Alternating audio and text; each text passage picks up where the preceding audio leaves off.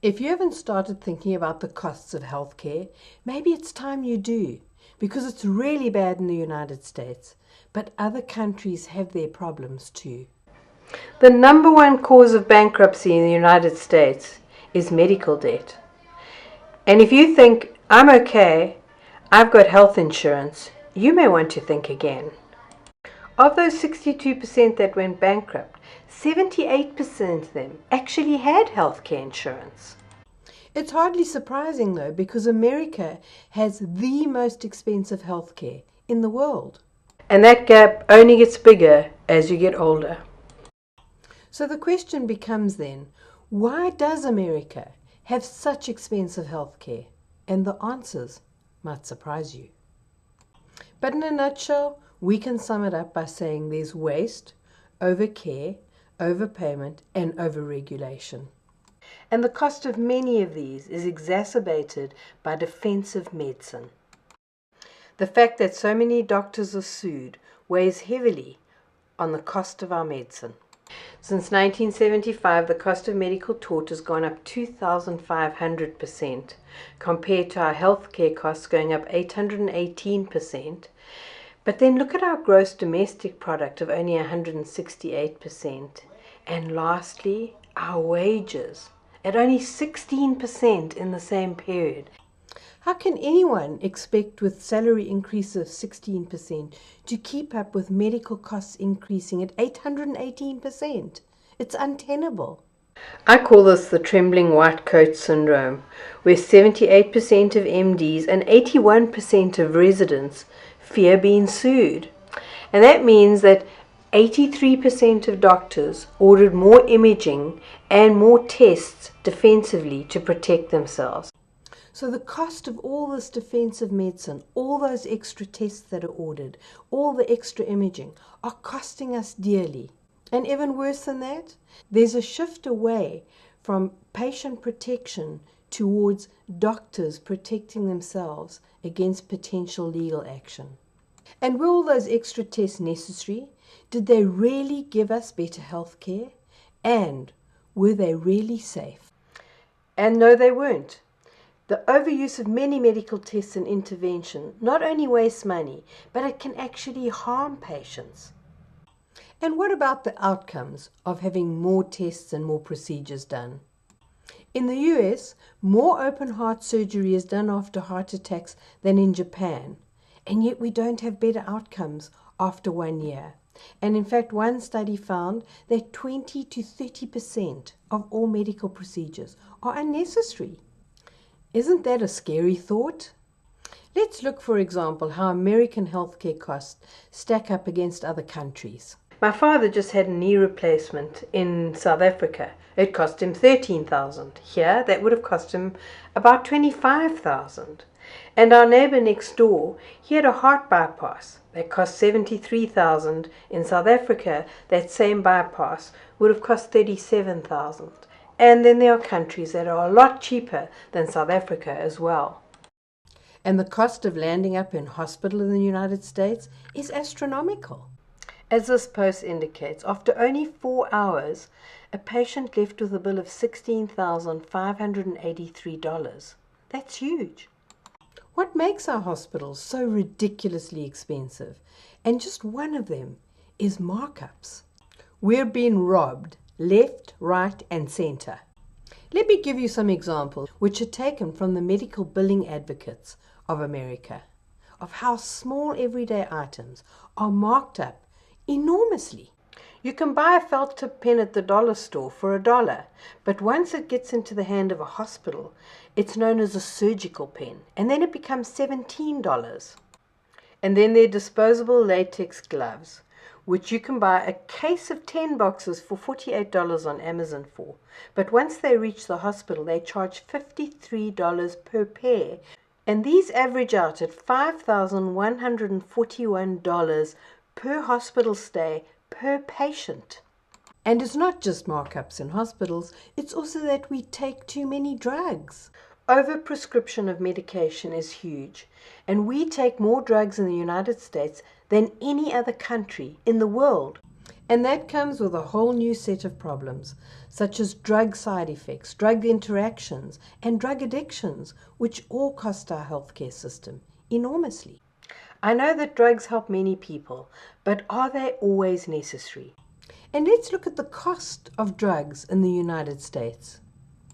Because just like our medical services, our drug costs are extremely high.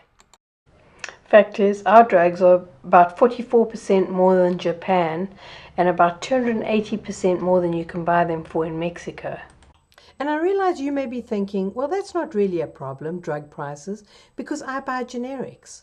But the cost of generics is increasing exponentially. An opinion piece in today's New England Journal of Medicine spells out the staggering price hikes. Our Dr. Holly Phillips is with us. Holly, good morning. So what's the bottom line for patients? I see this as a very dramatic and in many ways unsettling reminder that the generic drug industry is still very much for profit. If you take a drug like doxycycline, I prescribe that all the time. It's an antibiotic.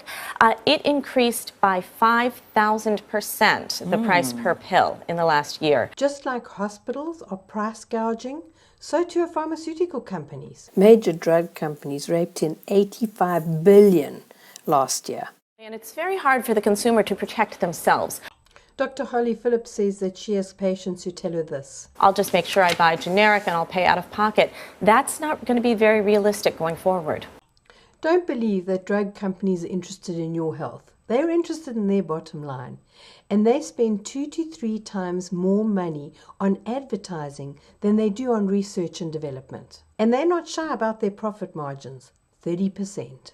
And they're not shy with their profit margins, which rake in about 30% profit. There are major problems with the drug industry, and huge profits, and the fact that they don't care about us are only 2 of them. In my eyes, the biggest problem with a pharmaceutical company is their lack of integrity. They use manipulative and duplicitous ads.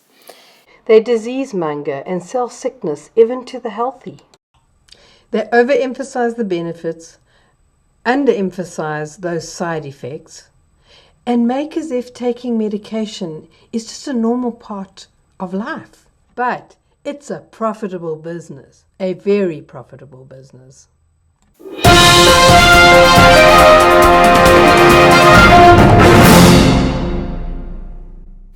You'd think with these huge profits there wouldn't be a need to deceive us, but greed knows no bounds. They sponsor the clinical trials and then stage manage the results, as Dr. Ben Goldcare tells us. So this took all of the trials that had ever been conducted on antidepressants that were approved over a 15-year period by the FDA. And then they went to see if these trials had been published in the peer-reviewed academic literature. And this is what they found.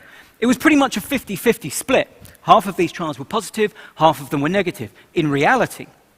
But when they went to look for these trials in the peer-reviewed academic literature, what they found was a very different picture. Only 3 of the negative trials were published, but all but 1 of the positive trials were published. We were misled. And this is a systematic flaw in the core of medicine. Publication bias affects every field of medicine. About half of all trials, on average, go missing in action. And we know that positive findings are around twice as likely to be published as negative findings. This is a cancer at the core of evidence-based medicine. Now, if we didn't have this cancer, maybe we wouldn't have so many medicines withdrawn from the market, having caused thousands of deaths and many, many injuries, some of them having been withdrawn after only 3 months, when apparently they did great clinical trials. To me, this is research misconduct. If I conducted one study and I withheld half of the data points from that one study, you would rightly accuse me, essentially, of research fraud. And yet, for some reason, if somebody conducts 10 studies but only publishes the 5 that give the result that they want, we don't consider that to be research misconduct. And they don't just stop at research fraud. They infiltrate medical schools and brainwash all the newest medical minds.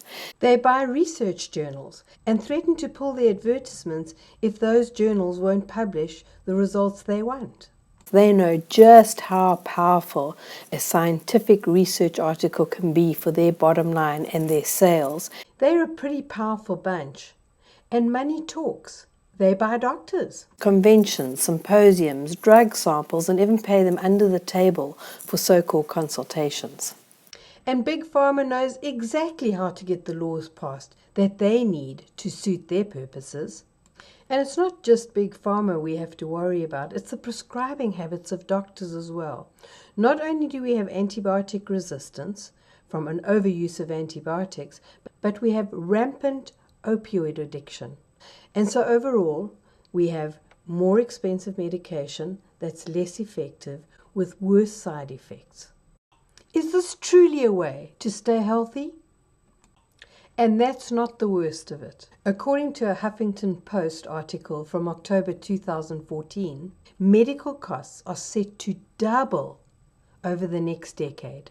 So in a nutshell, here's where we sit. We have the highest medical bankruptcy costs in the world, the highest medical costs in the world, the fastest growing medical costs in the world. And so you're thinking, but it's okay because we have the best medical services in the world, right? Well, let's examine that. Because the sad truth is that if you think cost and duplicity are our biggest problems, you'd be wrong. Badly wrong. There's a way bigger problem than even that.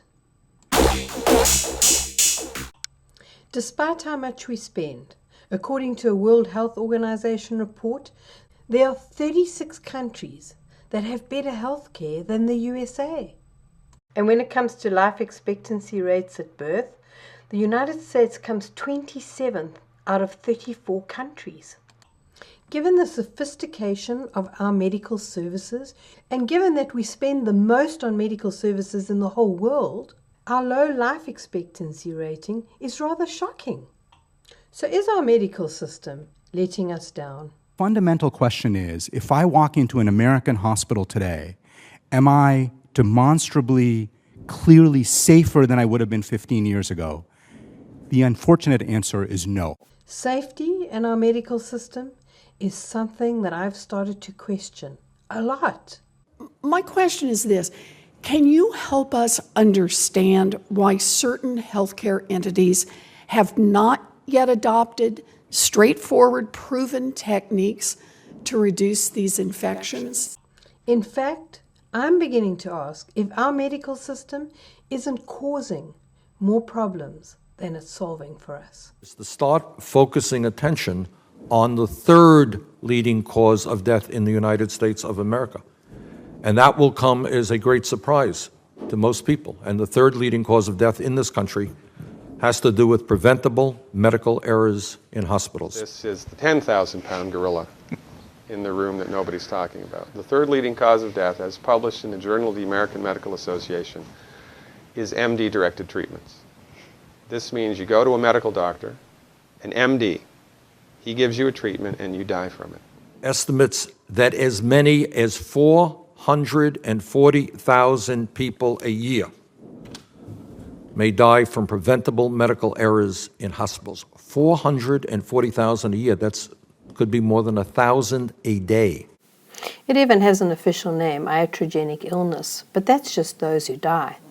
We are not only dealing with 1,000 preventable deaths a day, but 1,000 preventable deaths and 10,000 preventable serious complications a day. Wait a minute, what did she say? 1,000 preventable deaths and 10,000 preventable serious complications a day. Wow. According to the Journal of Patient Safety, we really have to be concerned about those that are harmed because that's serious harm is about 10 to 20-fold more common than lethal harm.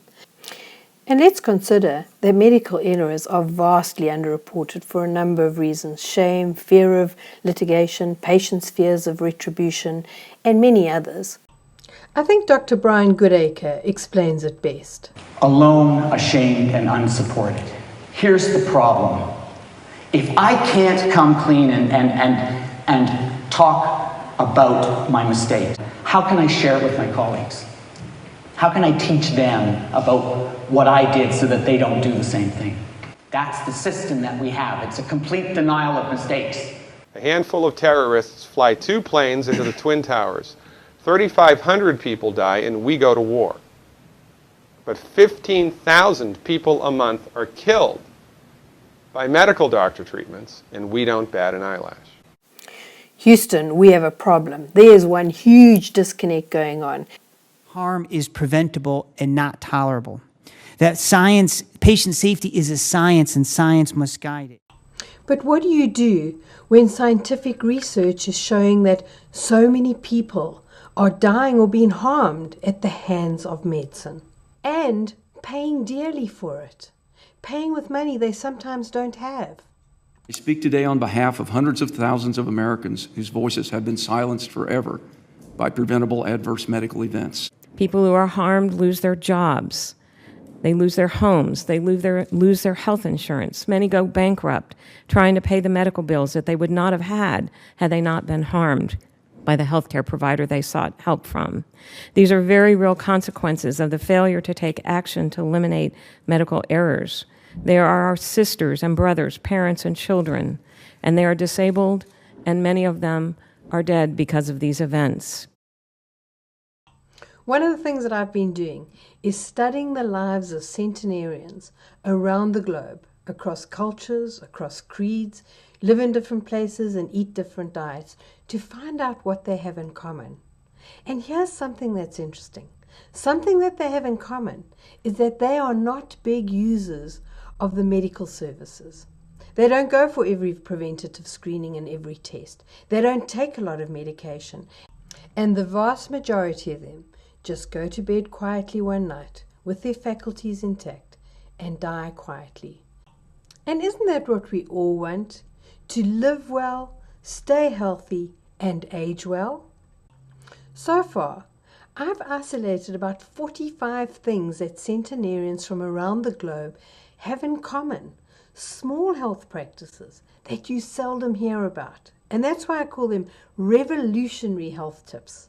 My workshop participants are often amazed at how many small things they can do to enhance their health, to be in control of their health, to keep them out of the doctor's office, to keep them away from those hospitals, and to keep them out of medical debt. And best of all, these don't just come from centenarians. I've studied the centenarians, and then I've gone and dug into medical and psychological journals and verified that there is science to back up what these centenarians do. So I've already done the research. That means you don't have to do it. Want to find out more about these centenarians and how to be in control of your health? You can visit me at revolutionaryhealthtips.com or subscribe to my YouTube channel for revolutionary health tips you just won't find anywhere else.